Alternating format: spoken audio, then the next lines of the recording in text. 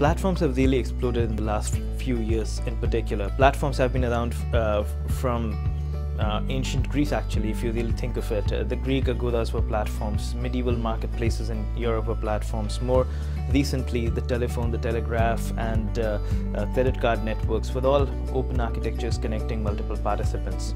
What's really changed over the last 20 years has been the arrival of the internet, a platform of platforms on which you can start creating new platforms. But significantly, what's changed in the last 8 years in particular is a confluence of technological shifts have started happening.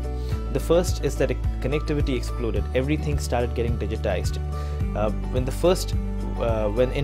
Web 1.0 happened, when the first few years of the internet happened, the internet was still something you would access sitting at a computer, and it was still largely a channel. So you saw a lot of channel businesses coming in, like e-commerce, Amazon bringing the store onto the internet, or Netflix bringing the DVD rental onto the internet, online news taking the offline news model onto the internet. So the fundamental model did not change, the delivery model really changed, the business model did not significantly change, if you will.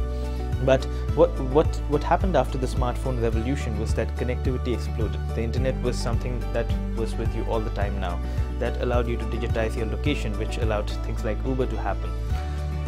Along with this explosion of connectivity, you had the creation of real identity on the internet, and that happened because of the social web.